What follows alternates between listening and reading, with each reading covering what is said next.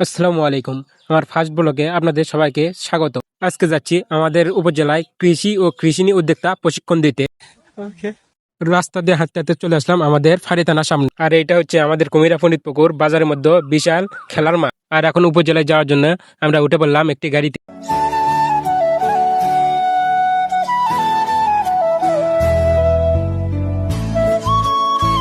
আর এখন আমরা চলে এসেছি আমাদের উপজেলার মধ্যে।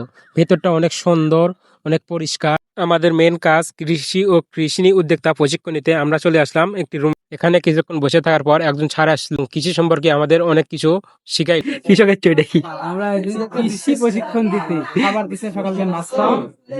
কি নাস্তা দিছে না, খুলে দেখ, একটা মনে হচ্ছে কলা, খুলে দেখ সিঙ্গারা, পুরি। কি নাস্তা দিছে।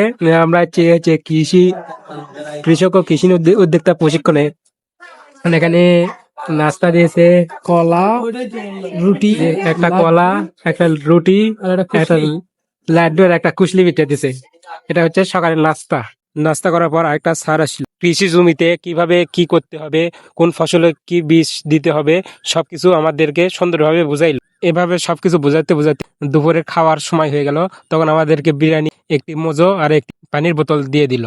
খাওয়া দাওয়া শেষ করে আবারও কিছুক্ষণ প্রশিক্ষণ হলো। প্রশিক্ষণ হয়ে আমাদেরকে কিছু নোটবুক, খাওয়া দাওয়া শেষ করে আমাদেরকে কিছু নোটবুক দিল, যেখানে কৃষি বিষয়ে সবকিছু উল্লেখ করা আছে, এবং আমাদেরকে একটি সার্টিফিকেট দিল, সাথে 800 টাকা।